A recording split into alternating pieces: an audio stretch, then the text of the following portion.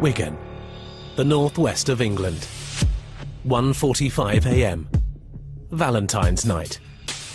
And there's trouble at a town centre nightclub. A bouncer has already been stabbed in the thigh. As another bouncer goes in to sort things out, the fight spills onto the street. Tonight, inside Britain's knife crime epidemic. Cut the main artery to my heart. Families in torment. It's the tiniest wound, and you would never think so much blood could come out of something like that. Close calls. You bleed to death in 7 minutes, and the average for an ambulance to get you is 8 minutes. The truth. I know people, including myself at one time, that would have said, I feel naked if I don't have my knife on me.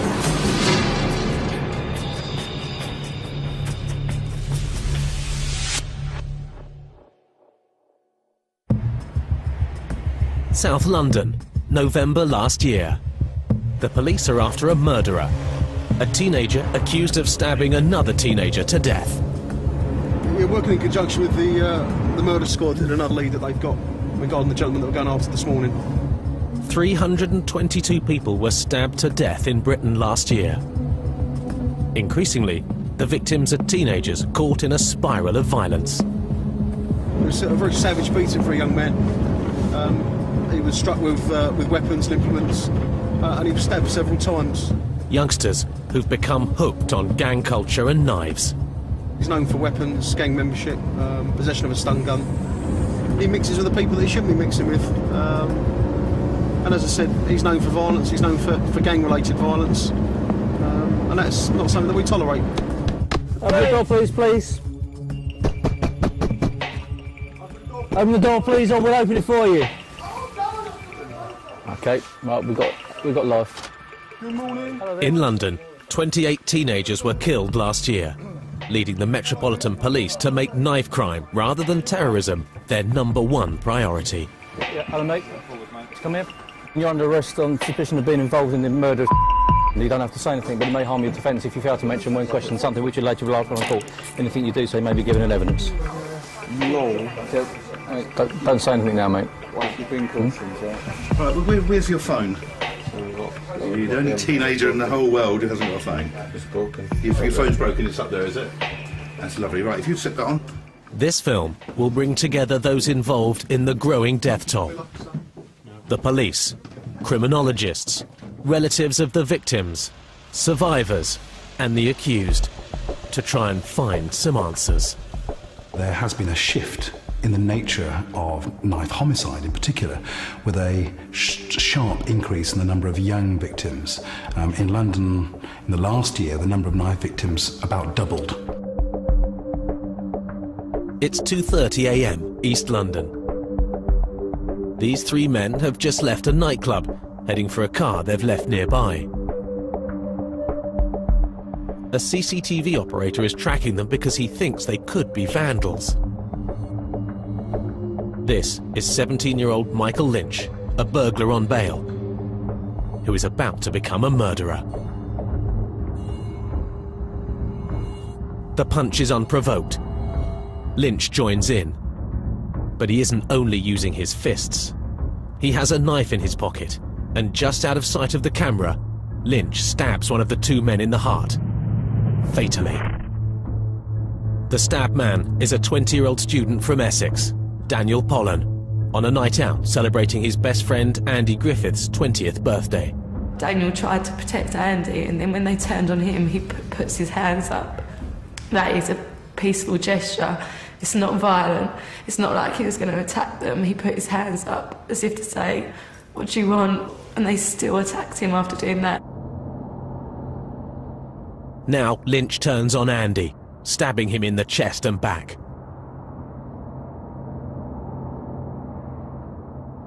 Daniel Pollen is still standing, trying to help.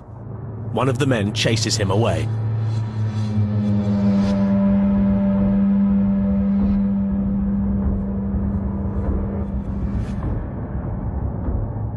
The three attackers drive off, heading home, only 40 seconds after the attack began.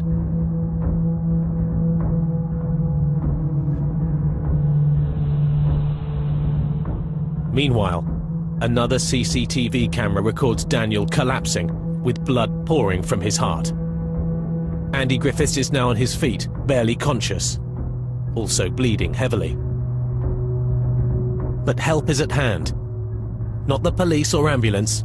Daniel's sister, Kirsty, has arrived as arranged to pick him and Andy up from the town centre.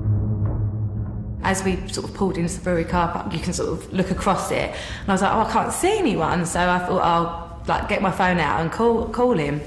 And sort of as we just turned around the corner, my sort of headlights picked up, and he was just sort of lying in the middle of the road, like not moving. And I sort of stopped the car, and it was just like blood everywhere. So me and my friend jumped out of the car and we called an ambulance. His eyes were open, but he wasn't responding to anything we were sort of saying to him. There was just a tiny cut in his t-shirt, and there was just the most tiniest wound, and you would never think sort of so much blood and could come out of something like that. Within minutes, police and ambulance are also on the scene, trying desperately to save Daniel's life. Daniel was stabbed once, Andy Griffiths 4 times. The first blow broke Andy's jaw, knocking him out. Neither he nor Daniel know the men who are attacking them. The first thing I remember was feeling this almighty pain in the right side of my face, and then the next thing I saw was Michael Noka pulling the phone away from me, and this sort of punching motion, sort of someone hitting me in the back. The someone was Michael Lynch, using the knife he'd punctured Daniel's heart with. This time, Andy didn't pass out and watched as the 3 escaped. I was sort of laying on my side, saw a car in the distance with the door slightly ajar, someone looking out of it at me, making sure that I was down and not able to get up. Andy still has no idea he and his best friend have been stabbed. So the car went speeding off. I managed to get myself up, thinking, where's Dan? Is he in that car? Is he somewhere around here? What just happened? And then I was thinking, my chest really hurts. So I looked down, and then I was just pouring with blood. I knew I'd been stabbed then. In shock, Andy Griffiths staggers off to find help. Initially back to the nightclub, and from there to an ambulance which took him to hospital. As he lay in the ER, Andy realised the person in the next bed was dying. So I was saying, is that my friend? Is that my friend? Getting really irate with them because they weren't, I could tell they weren't telling me something. I tried to pull out all my drips. I tried to get out of the bed to go to him, but he was connected up to the ECG machine at the time, and it was just flatlining. Lots of doctors were coming in and asking if he was allergic to things and things like that, and you kind of think, oh, you know, it'll be all right, he's going to be okay, he will survive. And then they come in and they just tell you that they're really sorry, but he died, and you just can't believe it. It's the most surreal thing in the world. Daniel's killer was caught quickly. The number plate on the car led police right to him. Michael Lynch was sentenced to a minimum of 15 years. His accomplices got 5 years each. The CCTV of Daniel Polland's murder is being shown because his family want everyone to see what really happened. We came to the decision that we did want the CCTV to be released in public because it's such an unprovoked attack. I think it's important that people do see that, you know, it's not just about gang culture. It's not, you know, knives aren't used just in gang culture. Andrew and, like, my brother Daniel didn't do anything in any way to cause what happens to them. I just think people need to realise, you know, knife crime is everywhere. It happens all the time. And that's why I think it's quite important that people do see it. We just stated there was a large group of youths hanging around outside and inside the location, all wearing hoodies. I believe some of them were underage.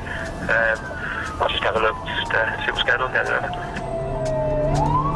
The police's main tactic to prevent stabbings is stop and search.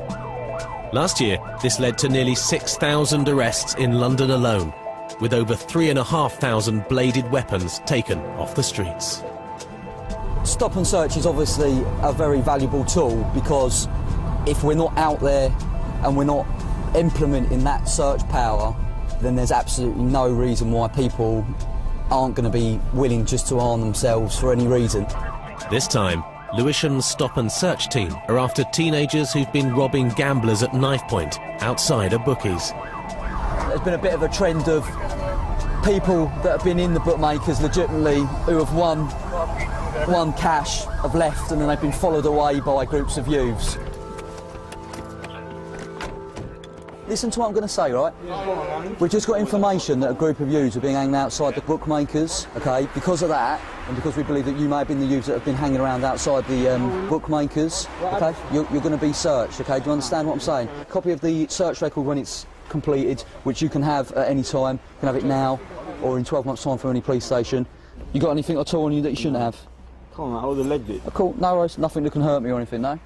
Critics say stop and search doesn't prevent stabbings. It alienates London's young. These youngsters aren't robbers, nor are they carrying knives. They say the police have got it all wrong. The police are not doing their job properly. That's why there's too much murders. Pathetic. Police commanders say most citizens back their stop and search strategy. Young people were telling us, you're the people in authority, you should be doing something about this, and we accept that stop and search is one of the ways in which you can do something about this to make us feel safer. In the longer term, clearly, stop and search is quite an intrusive power, and it has to be used extremely sensitively. Have a good evening, yeah? Take care. Where's the receipts? You are.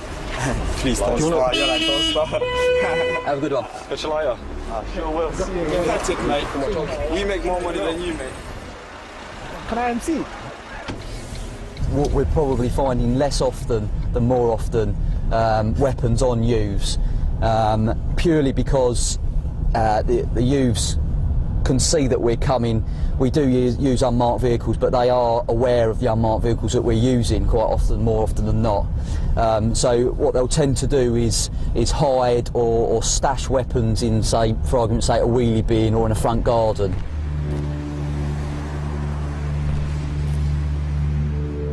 In some parts of South London, stashing knives doesn't always work. In Croydon, the police have a way of finding them. His name is Kaiser. Nice. It was kind of stuck in there. It was just, the blade was kind of half stuck in the mud. It's only been there overnight.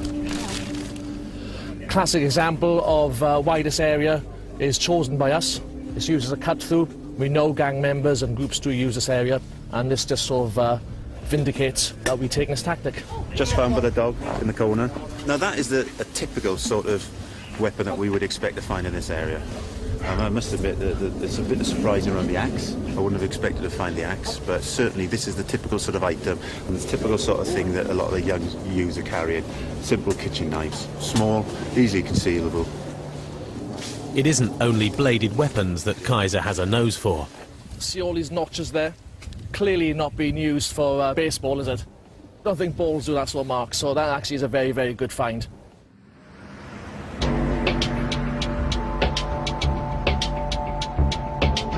At Croydon Police Station, Sergeant Birmingham and PC Reeve keep the knives they find under lock and key. If you carry a knife and my guys are on duty, we will catch you. We recover 100 knives per month on average here on Croydon Borough, mainly from stop and search. Also weapon sweeps in set areas. The knives such as the Gurkha knife, the samurai knife or sword, but it is the kitchen knife. The kitchen knife is pivotal. It is the most common found knife or implement that we discover on the streets. They are readily accessible, they're easy to purchase and they're easy in the home to pick up before you go out the front door. Sometimes if a guy or a lady's carrying an item like that, they'll make up a cardboard sheath and that can be carried in their waistband. A knife can be carried around the waist in the belt. We've also had incidents where a knife like that can be carried under the shoe. They'll take the shoe off and that can live under the inner sole of the shoe If you're worried or concerned about your son or daughter, engage your child before they go out. Please check your kitchen, make sure there's nothing missing. Getting people to report missing knives, or people who have them, is easier said than done. Had the passengers waiting at this South London bus stop called the police when they saw two 18-year-olds with a knife, this mother might not be grieving for her 20-year-old son, Billy Ward. This is where Billy died after a brawl on a bus. He was stabbed 9 times. Never be forgotten, Jesse. Never. His assailants were caught on CCTV minutes beforehand as they waited for a night bus due at 3 a.m. Starfield Badza and Junior Labango were openly aggressive. Labango was brandishing a knife at the bus stop. Badza was there as well. He was goading people. Several people saw the knife and no one called us. If somebody had called us on the night, potentially we could have prevented the murder of Billy Ward. Billy Ward got on the bus at the next stop. The internal CCTV recorded everything that happened. Trouble started almost immediately. Badza squares up to Billy Ward, his baseball cap touching Billy's head and his finger jabbing in Billy's face. Badza began to pick arguments with other passengers, and more specifically Billy Ward. That resulted in a physical altercation. Another passenger intervenes to move Badza to the front of the bus, away from Billy. The pair then turn their attention to stealing from a sleeping passenger. Then, as Badza prepares to get off the bus, he has another go at Billy Ward, and a fight starts. Labango had the knife. He and Badza were goading people on the bus, so it was my belief that they were prepared to use the knife if they encountered trouble. At the stop, the punch-up spills off the bus and onto the street. Badza grabs Billy Ward in an arm lock before dragging him down an alley. Labango follows. Seconds later, Billy Ward emerges from the alley and then collapses, having been stabbed many times by Labango.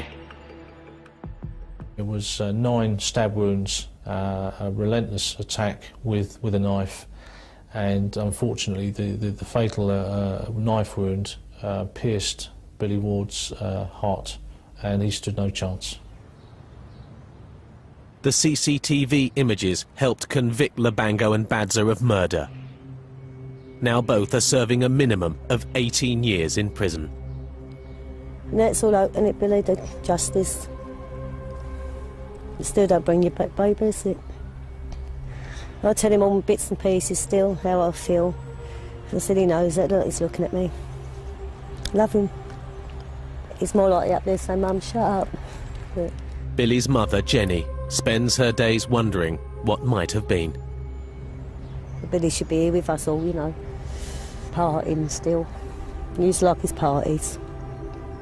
To lose someone special in their life, you know, you bring them up, and to have that taken away from you, it is hard. Jenny Ward is also in despair over the ever-increasing death toll. Since Billy, I mean, look how many there've been, you know, usually hear it every day, every week.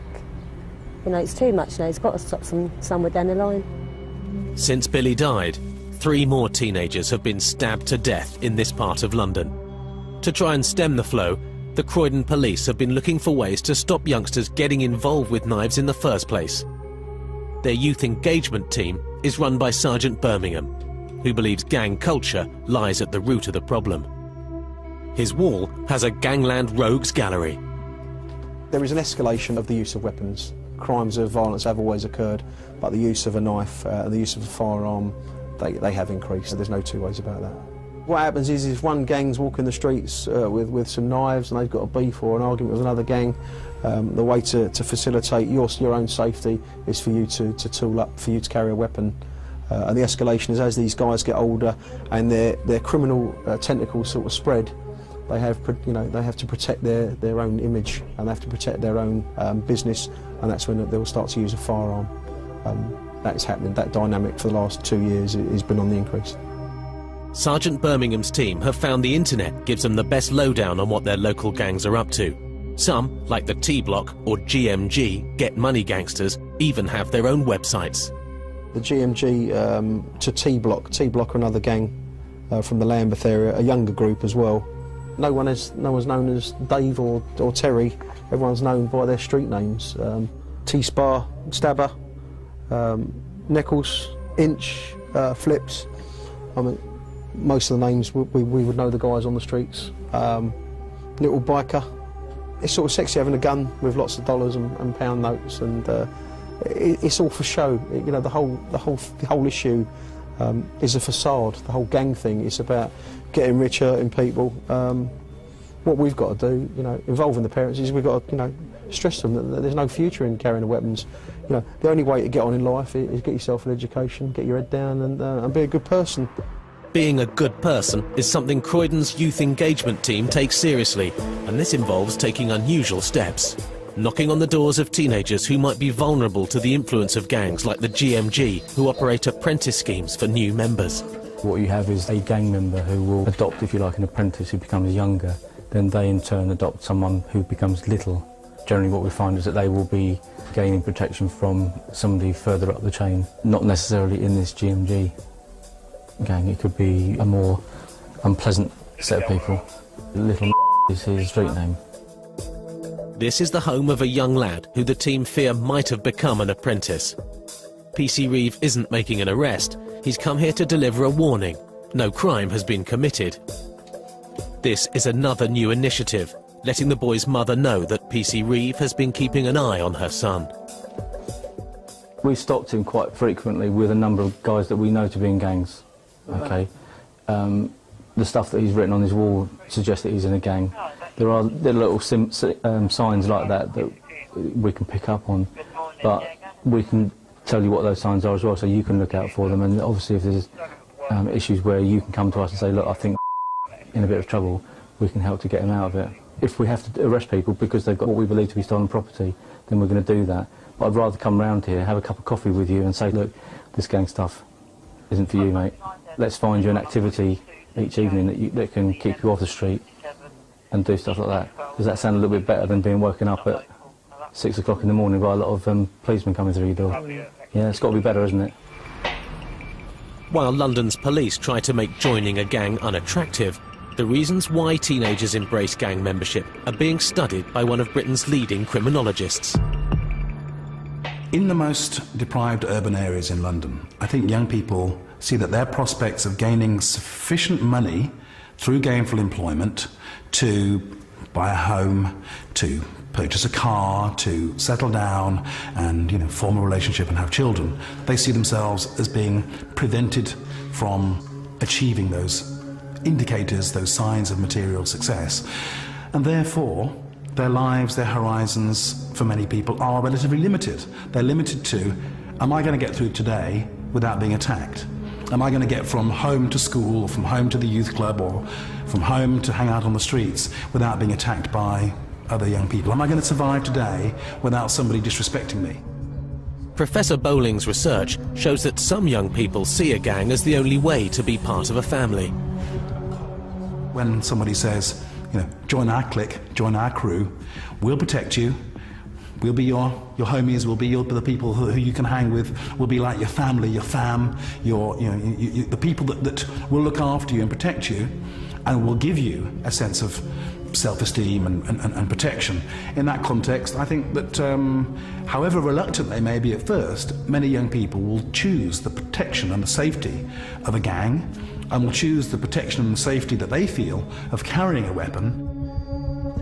Teenagers who carry weapons are usually reluctant to talk about the reasons why. An exception is Alika, age 17 and a former South London gang member.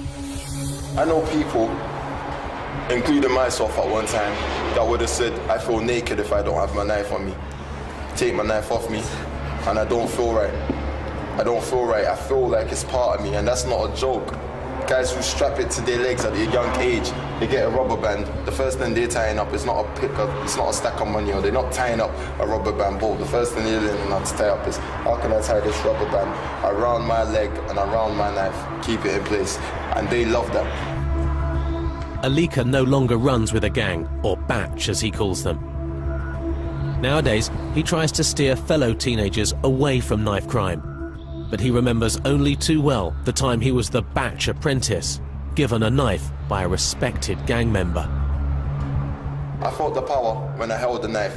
When I saw it, when I looked at it and I knew who had held it, and obviously by now I was rolling on some sort of batch. And I know that the person who had it before me is someone that already holds respect to the batch. It made me feel like he's giving me his respect, he's giving me that responsibility. And he's like, yeah, I could trust you with it.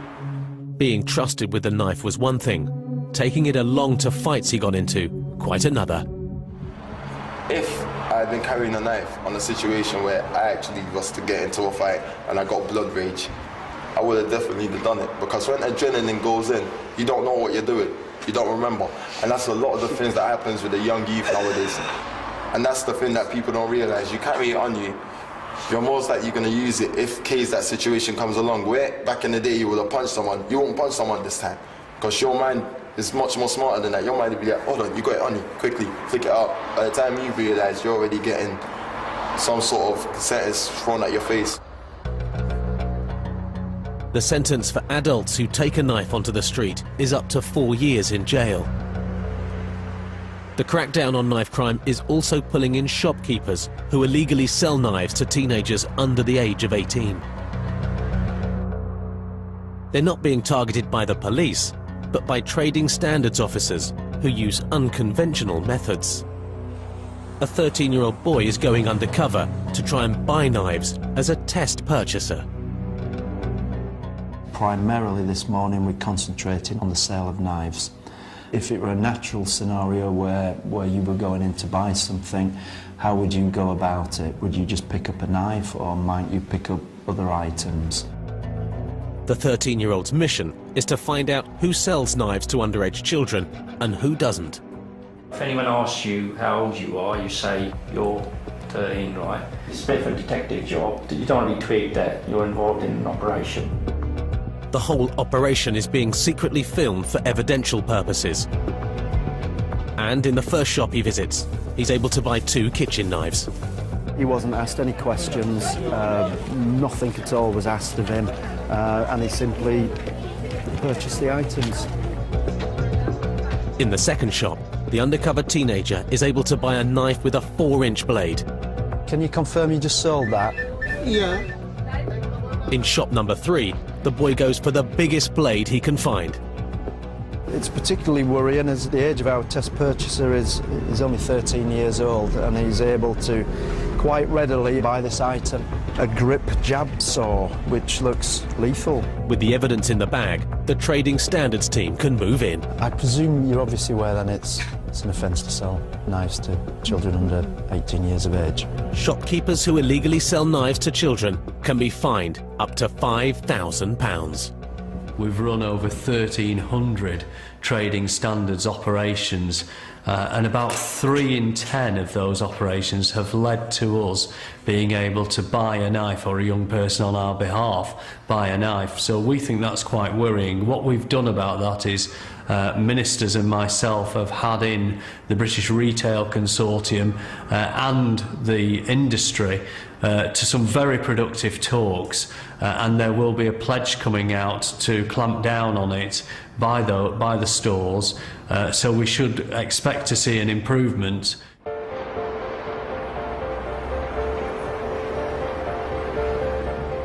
In North London, the police are after school children who carry knives. Official research has shown that 1/3 of school children have carried a knife at one time or another. Some schools don't want to be seen as having knife arches or as taking these types of interventions, but I would turn the argument the other way around, and I would say the schools that are doing those things are ensuring that there is a good, safe learning environment for their pupils, and are being proactive in addressing any issues that the young people might have. The law has recently been changed to allow teachers and police to search school children without parental permission. Within a mile of this school, 3 youngsters have been stabbed to death. Not that long ago, I used to have a friend who always used to play together and everything, and every time he's been bullied by all the students, and one day he decided to carry a knife, and it was used against him at the action of him trying to use it against the other person, and he got stabbed, and I didn't see him until now. I can't see him. He was in hospital for a long time, bleeding, and eventually he died because of a blood clot in his stomach, and I never saw him. A significant minority of young people do carry knives, as a matter of course, and they would be things like pen knives, for example, short-bladed knives, but also a small minority are carrying kitchen knives. And I think that is a phenomenon which is probably new and is quite troubling. Like in our school, a stabbing happened in our school, and you can notice them in the past that it's like more people are getting stabbed because the law is not going high enough. That's why people do it, because they know that it's about like 5 years basis, so they know that they can just get away with it. The school children also know that postcodes and gangs play a part, a big one. Most people just carry knives because they want to have a gang fight, or just because, you come from N17, you come from East London, you come from this. People want to just fight because of a territory. But it's nothing about that, because we're all just normal people. It's just the name that we're given around our area, like, we're N17. Does that make a reason why we should fight another area? It doesn't make a reason. We're all the same. It's just silly. It's not only the kids and the school which get searched. The police sweep takes in nearby housing estates. On one of them, a knife blade has been found.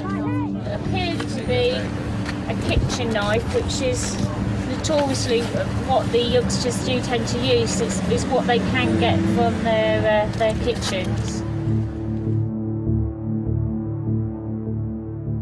Increasingly, towns and cities throughout the UK are using CCTV to try and spot knives and catch those responsible for the stabbings. Here in Wigan, in Lancashire, a council CCTV operator was able to not only warn the police about the man running amok with 2 knives, but also to let them know where he craftily hid them in an attempt to avoid arrest. Under the police car. The same CCTV system helped identify and convict 3 men who attacked and stabbed an innocent 21-year-old outside Wigan's town centre nightclub. The operator's feedback got medical help to the scene faster, and the victim was saved from bleeding to death from a severed artery. But Lancashire or London aren't the worst places in Britain for knife crime. Scotland is. If you are male, aged between 10 and 29, you are 5 times more likely to be stabbed to death north of the border than anywhere else. We have a chronic problem with violence in Scotland. In Scotland, our homicide rate is, for the most at-risk group, is between 10 and 29-year-old males is 5.3 per 100,000 of a population. The equivalent rate in England is 1 per 100,000 of a population. Aberdeen, northeast Scotland. This children's playground is the scene of Scotland's latest stabbing. 2 days ago, John Adams' brother Ryan was attacked with a knife. The incident happened just down there, beside where the 2 cars are parked. Happened in the afternoon, so everybody would have seen most of it, what had happened. John's brother, Ryan, is being treated here in the Aberdeen Royal Infirmary. Doctors saved his life, and already he's up and about, to the great relief of his mother, Fiona. They said there was some bleeding somewhere in his body, and he was getting an ultrasound scan beside his heart, and his stomach was all hard and he was white. And the next minute he went away and he came back and he says that there's bleeding around his heart, so he's to get an operation. So we never got to see him until he came out the operating theatre. Ryan is 17. These wounds were inflicted just 48 hours ago. He was stabbed 4 times. My heart's like right here. That's Steve clipped up the main artery to my heart. Then I just got a little stab wound there. And you got the into my stomach was there. Then Not University. It's 3 tubes. So you got it in my body. Then they slice that bit open to get to my heart for a artery here. Then for my stomach they just here for eating. It was for eating and eating on my back. The blade was like 3 inches or something. A little kitchen knife. And it does that. For the rest of my life. Ryan owes his life not only to his surgeons, but also to a boy at the playground where he was attacked, who wrapped him tightly in a jacket to stop the bleeding. I lifted up my top, but then I just seen a heading right beside my heart, and the blood just went, like spat out, like a bit of fat or something. And then I jumped over the park fence, then I just fell to the ground. This boy saved my life when he put a jacket around me and held me pure tight. I still can't believe it.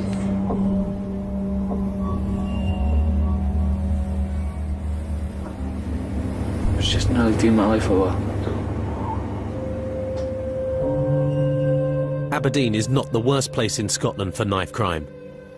Glasgow is. It's also the murder capital of Britain, with more killings per head of population than London. We have 3.5 times the number of homicides committed by using a knife than anywhere else in the UK. 3 times means around 40 fatal stabbings a year in Glasgow alone, with a further 214 attempted murders with knives. Almost all are gang-related, statistics which some Scots take for granted. We call that recreational violence, and it's based around territory. And the territories that we have and the gangs who operate within them have been there for 40, 50, 60 years. It's the same gang names. They fight in the same areas.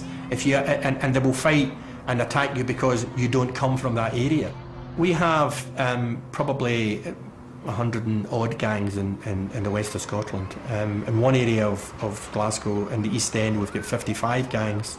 We've got about 700 members of those gangs, and they'll range in age from 12 up to early 20s. Matthew McAllister, 16, and Dennis Scott, 19, live in Glasgow's East End. They also know all about the gangs. Dentoy, Baltoy, Provi, Drummy, Agro, Skinheads, Torn. Over here's Skinheads, this is Wellhouse, and mostly the bottom part, it's the worst, that's where mostly all the fighting that happens. It's Torn and Skinheads that hate each other the most. Some of them can get slashed, some can get stabbed, or else you can get chopped with a sword or something. If you were going to walk through there, then you would need to have something on you. Somebody shouting at the bush, a fanny. The territorialism that underpins these Scottish conflicts is being studied by Professor Keith Kintray at Glasgow University. He's discovered that the battle lines get drawn at an early age. These maps represent a particular part of Glasgow, and they were drawn by young men who were attending the same school. The main road goes down the middle, and for this guy here, he feels safe in his home territory, which is the area marked with the red boundary, and the other side is where it's unsafe, which is marked don't go on here. And for this guy, it's safe on this side and it's unsafe on this side. It's a mirror image of that one. These territories are both very, very clearly demarcated. Can't cross that road and can't cross that road, no you can. So can't even go to the garage along here. You go down to get a packet of fags or something. You've got a barrel running there chasing you, so you have. The threat from the Barrel gang is bad enough when you live across the street. It becomes positively lethal when your parents split up and move house, putting you into enemy territory. My dad moved to Barrel, so he did, and my ma kicked us out and I had to go stay with him. And they knew that I was very risky. They smashed my dad's motor up, put his house windows in, so then my dad kicked us out. He wanted nothing to do because it was causing him hassle, so my ma took us back in. Can't go anywhere. I got done with a, what's it called, Stanley, I got caught earlier, so I did the police, but I just grabbed it, I had a Stanley in my pocket. I got done with that. See, the day that happened to me, that was it, man, bang. Never out again, I sit in the house now. If we're in here, we're alright, they'll say nothing. Besides, if any, like, these people see anything happening, they'll run there and help you, so they will. It's just it, man. If you've got other schemes, you'll probably take a knife or something with you to keep yourself safe, you know what I mean?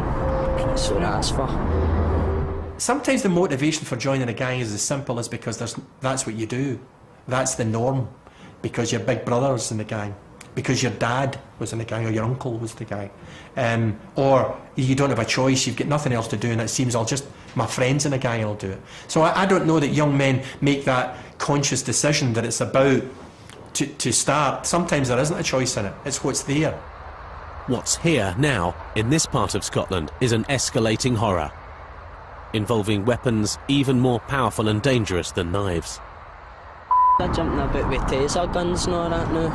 The actual taser guns with the police shows have got aim on it now. But like big machetes, like blading, it's about that size. I was fighting with Trossach Street and that. We were running round a corner and a wee guy ran round.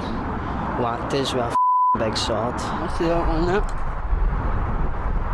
That was on a bus up, but just somebody ran up, bang man, away again.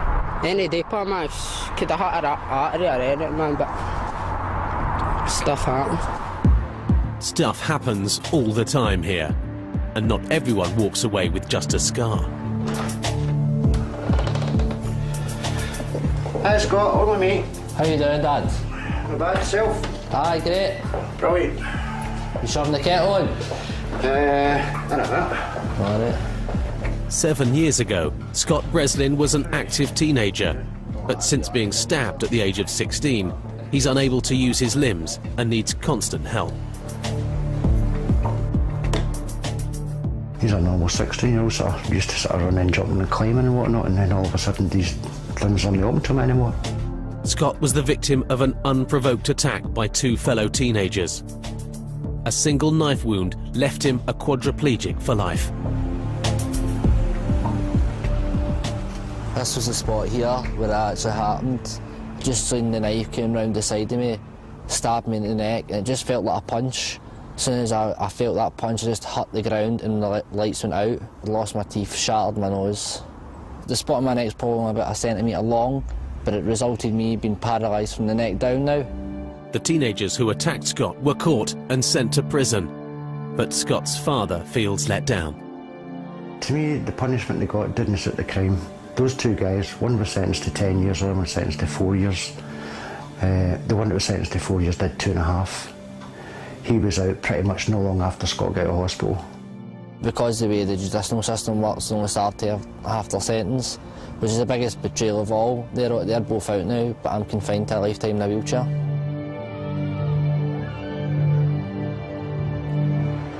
At one of Glasgow's biggest hospitals, doctors treat over 700 knife injuries every year. Most are truly horrific, even when you know the victim survived. Quite clearly is a knife sticking into this man's back. This is within what we call the cardiac danger area, and the lungs are there. There is the major artery from the heart there. You can actually reach the heart there or the aorta, and that can be a fatal injury very, very easily. Rudy Crawford is the senior consultant surgeon in the A&E department. He's seen every kind of knife injury. Machetes are very popular. They used to sell them down the barrels for £3 or £4, and it's surprising the number of people that carry them about their person. Here's our other machete injuries, which has gone right through the muscles on the back, right down to the rib cage. The catalogue of injuries is testament to the skills of the surgeons and a damnation on those who inflict them. Over the years, I've almost been driven to despair at the frequency and the prevalence of the violence that exists, and particularly at nights and weekends, and a lot of it involves alcohol, and sometimes you despair for humankind because a lot of it is just sheer barbarity. Many of Glasgow's stab victims do not even tell the police what happened to them. In our experience, at least a half of them are never reported to the police, and in some cases up to 70% may not be reported. Dr. Crawford has been treating stab victims for 30 years. He believes that all too often, the people who do the stabbing don't fully realise what they are doing. Over the years, I've come to the conclusion that most people that carry knives and use knives don't see beyond the next 6 inches or beyond the next 10 minutes. They don't seem to understand the consequences of these things. It's often a matter of millimetres that make the difference between a trivial injury and a fatal injury. And of course there's this common misconception that if you use a small knife or a small blade that you cannot inflict a serious injury in someone, and that's just not true. I mean, I could kill you without any problem with a half-inch blade, there are major blood vessels very close to the surface of the body, major organs that are very easy to reach even with short-bladed weapons. And of course, if these people don't spend years studying anatomy like I have, they don't know how to avoid these things. Avoiding knives in Glasgow isn't easy. These young men are here to pay tribute to a teenage friend, nicknamed Biscuit, who was stabbed to death, possibly by accident. Biscuit, rest in peace. I don't think it was meant, but it was just, it was like arguing with somebody and somebody just knifed him, and he was right in the heart, and he died. So that's just the mention there. Biscuit, rest in peace. What age was he again? 18. But see, it was somebody we knew that done it. So the way it affected us was kind of gutted and all that and whatever, all that, but that's about it, I can tell you. But the honesty doesn't extend to calling the police or telling them who did it. You don't grass, you can't grass. It's one thing nobody can do. Is this someone that's... You don't do it? If you're a grass, then that's it, man. You're an outcast, that's it. And done. So that's how when people get stabbed or slashed or whatever and they're in hospital and all that, I don't want to tell the police in because they want to get the rain back. Inside's on. 15 outside, man, about 25 inside. Oh man, me and my pals went into a shop to steal a bottle of vodka, that man. The guy ran out and grabbed him, so I put a bottle there. He said his brother chopped us. Last thing I remember was an ambulance. Hey, where's that scar with Pride Big Kev? So he does. He wears it like a Rolex. Show me you got the shot. Aye. This is his track marks. Look at that as well. Kitchen double right through there. There through the other side. What else? Don't know what else to say. He's been stabbed, he's been slashed, he's been shot, he's been shot, he's been shagged. And I've been jailed. The laughter conceals a terrible legacy. A generation or more of Scottish men who have lived to tell the tale of their own stabbings. Take a walk down most streets in the west of Scotland and you'll pass some young man or some older man who has a severe facial scar, and that will inhibit them for the rest of their lives. I don't know what they're standing with that open razor. That happened to me, they could give you on my lip. But there, right up.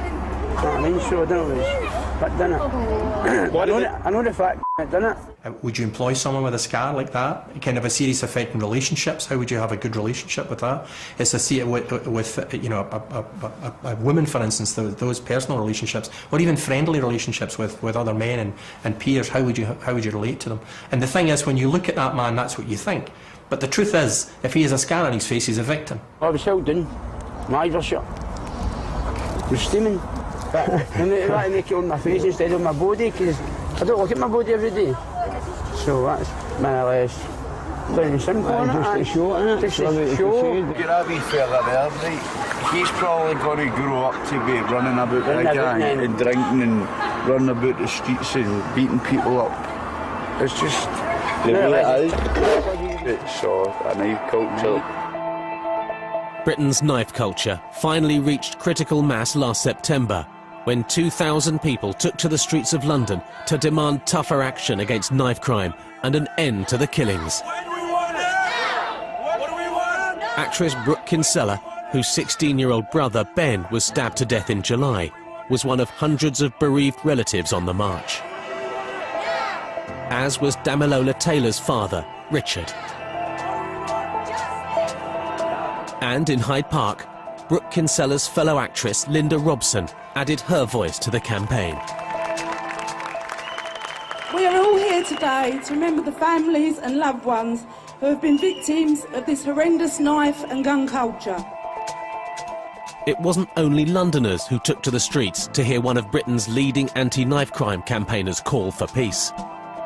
Peace is your business, my business, everybody's business, and we must fight for the sake of our children.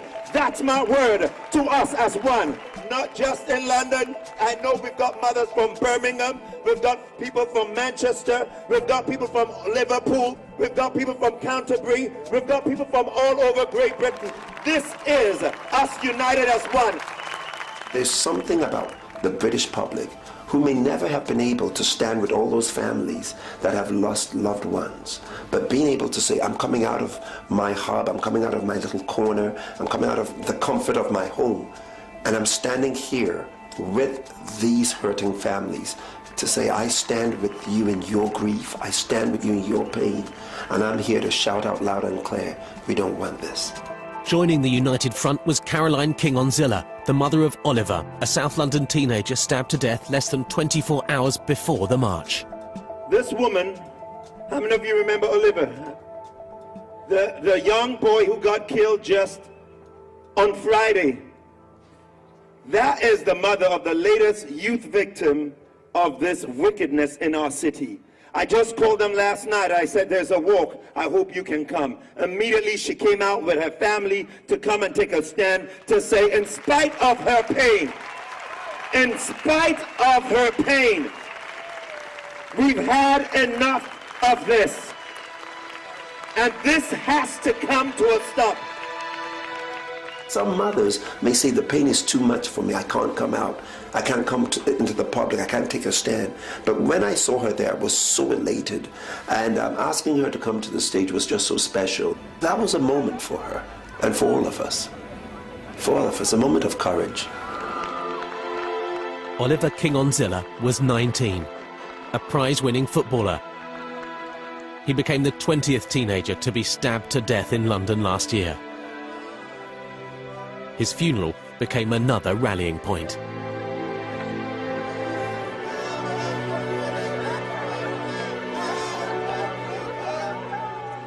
We have gathered here today on this very sad occasion to mourn, to comfort the family of Oliver King-Onzilla.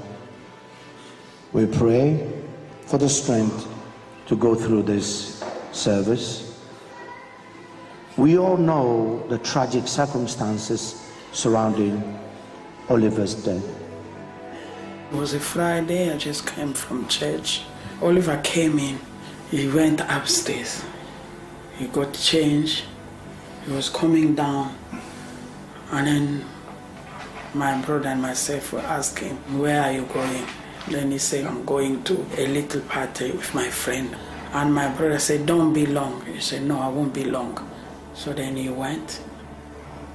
I spoke to him on Friday, and he died on Saturday. Oliver King-Onzilla was stabbed many times, not only in his body, but also in his face. His mother had not seen him before the funeral and wasn't sure she wanted to. For the beginning, we didn't want to open the coffin. We said we don't know how bad he was injured because I didn't see the body. I didn't see. Since he died, I wanted to keep his memory that night when he was going up. Very happy, very handsome. But Caroline knew the funeral would be attended by many young people, and she saw an opportunity to send a message, one intended to shock. In another way, I wanted them to see. I was thinking that if they open and they see all those injuries he had on his face, to see what, what your action can bring as consequences in the life of people. By making her son visible in an open casket, with his facial injuries there for all to see, Caroline King-Onsilla hoped he would serve as an important deterrent to anyone thinking about carrying a knife. Having that coffin opened up, in spite of the fact that he'd been stabbed in the face, and, you know, again, that, seeing his face, and, you know, it was very challenging for so many people. But I think that some young people, 1, 2, 3, or 50 or 100, I don't know, would look at Oliver and say, this is not what I want to do to another human being. This is not how I want to end up. And, you know, whatever they need to do, her message was to just try to deter people from killing. Her son was a great kid and didn't need to be killed. And that's the message she wanted to get across. You don't need to destroy and steal lives. If you walk on the street carrying a knife, can you look at me eye to eye? You will never have peace. Where are we going? Something has to be done.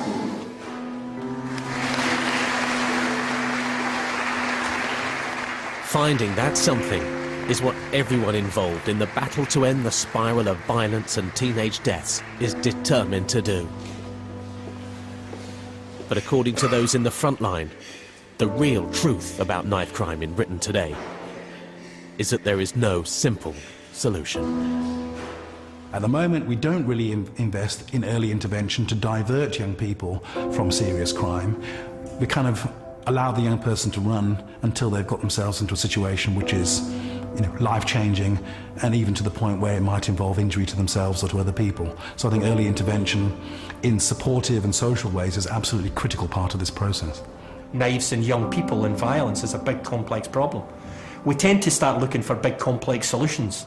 I think we forget the importance of the simple solutions. Good families and good parents. Good social neighbourhoods and communities. Things to do. Good education. Good positive male role models in young men's lives. Those are straightforward, simple things, and if you look back, those are things that always worked. The police role is about preventing crime and detecting crime, and often we are at the end of the process. So if you get the parenting, the education, the employment and all of those pieces right, then actually the demands on policing, the demands on the health service in terms of people being admitted to hospital with injuries go down. Let us remember the person we had fun with, the person we went to school with, the person we played football with. He was young, but yet he made an impression, and that we must remember.